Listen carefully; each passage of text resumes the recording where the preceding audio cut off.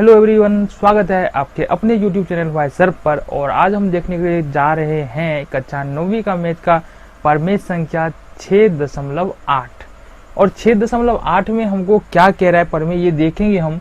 बेहद ही आसान तरीकों में समझ पाएंगे कि किस तरह से इस प्रमेय को हमको सॉल्व करना है। तो प्रमेय क्या है, सबसे पहले ये देख लो। यदि किसी त्रिभुज की एक भुजा बढ़ाई जाए, कहने का क्या मतलब है यहाँ पर कि त्रिभुज की एक भुजा बढ़ाई जाए, कैसे बढ़ाई जाए।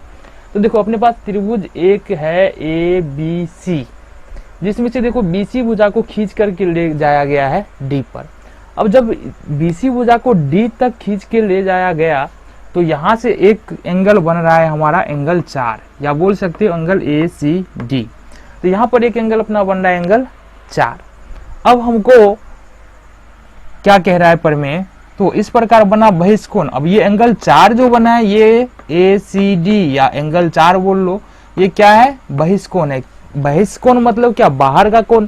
और ये त्रिभुज के बाहर बन रहा है, इसलिए इसको बोला गया है बहिष्कोण।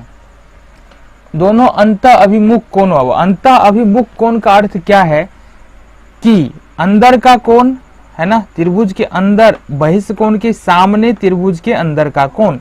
अब बहिष्कोण के सामने त्रिभुज के अंदर का कोण कौन सा है, कोण 1 और कोण 2।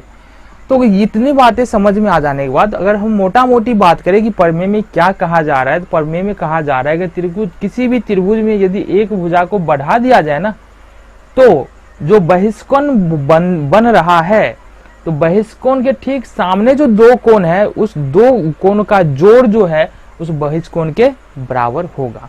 अगर यहां तक भी समझ में नहीं आया तो अब आ जाएगा समझ में। देखो बीसी भुजा को बढ़ाए डी तक, तो कौन सा एंगल बना, 4, एंगल 4 बनाना यहाँ से। अब एंगल 4 जो बराबर हो जाएगा किसके, एंगल 4 बराबर होगा एंगल 1 और एंगल 2 के जोड़ के। क्यों, क्योंकि देखो ये एंगल 4 के ठीक सामने एंगल 1 और 2 है, और प्रमेय यही कह रहा है। इतनी बात तो हमको पता है, लेकिन हमको क्या करना पड़ेगा, यहाँ पर दिखाना पड़ेगा कि ये आखिर होता कैसे है। हर बार की तरह आसानी से हम समझ पाएंगे कैसे ये हो रहा है। अच्छा एक बात बताओ, सबसे पहली बात तो हमको पता क्या है, बताओ। एक बात तो हमको पता है कि त्रिभुज के तीनों कोणों का योग क्या होता है, 180 डिग्री, पता है ना। हमने पहले, इससे पहले जो प्रमेय था उसमें तो साबित किया ना, ठीक है। तो यहाँ से त्रिभुज ए बी सी में क्या लिख सकते हैं, कोण 1 प्लस कोण 2 प्लस कोण 3 बराबर 180 डिग्री। अब देख लो यहाँ से कोण 1 2 3, त्रिभुज के अंदर के तीनों कोण है, और त्रिभुज के अंदर के तीनों कोणों का योग होता है 180 डिग्री। क्यों, क्योंकि त्रिभुज के तीनों कोणों का योग, तीनों कोणों का योग 180 डिग्री होता है ना। ये हमने लिख लिया, कारण देना तो जरूरी था, इसलिए यहाँ पर कारण हम दे दिए। कोई दिक्कत नहीं, समझ में आया यहाँ तक, चलो। तो अब ये 180 डिग्री हो गया। एक बात और यहाँ पर हमको जानना है कि सरल रेखा पर कितने डिग्री का कोण बनता है। सरल रेखा पर यदि मान लो ए बी कोई सरल रेखा है, तो यहाँ पर मान लो इस बिंदु पर यहाँ से कितने डिग्री का कोण बनता है ना। तो इस बिंदु पर यहाँ पूरा कोण जो बनता है ना, वो 180 डिग्री का बनता है, ये हमको पता है ना। तो यहाँ से देखो कोण 3 और 4 मिलकर सरल रेखा का कोण बना रहे, कोण 3 और 4 मिलकर सरल रेखा का कोण बना रहा है। अब कोण 3 और 4 मिलकर सरल रेखीय, बोल सकते हैं सरल रेखीय कोण बना रहे हैं। इसलिए देखो सरल रेखा पर जो टोटल कोण होता है वो 180 डिग्री होता है, और 3 और 4 को जोड़ेंगे तो वो सरल रेखा का कोण हो जाता है।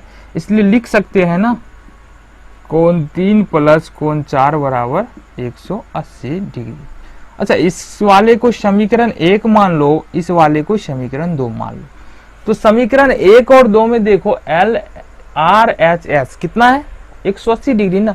और इस तरह से समीकरण का यदि एल एच एस बराबर हो जाए तो आर एच एस बराबर हो जाएगा, और आर एच एस बराबर हो जाए तो एल एच एस बराबर हो जाएगा।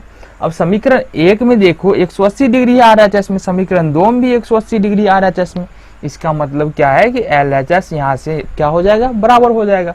तो पहला समीकरण का एल एच एस क्या है, इसलिए लिखेंगे, इसलिए समीकरण 1 और 2 से, है ना, इसलिए नहीं देंगे। अब ठीक है, अब लिखेंगे। अब समीकरण 1 और 2 से क्या लिख सकते हैं? पहले का, चूंकि RHS बराबर है, इसलिए पहले का LHS कोण 1 प्लस कोण 2 प्लस कोण 3, और दूसरे का यहाँ पर लेंगे LHS कोण 3 और प्लस कोण 4।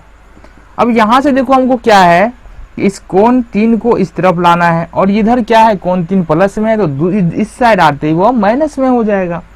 कोण 1 प्लस कोण 2 प्लस कोण 3, और ये इस साइड आकर हो जाएगा माइनस कोण 3 बराबर कोण 4। अब यहां से देखेंगे कोण 3 प्लस में है, कोण 3 माइनस में है, तो कोण 3 से कोण 3 क्या हो जाएगा? कैंसिल हो जाएगा, खत्म हो जाएगा। अब यहाँ से कोण 1 प्लस कोण 2 बराबर हो जाएगा कोण 4। अब हमको साबित क्या करना था?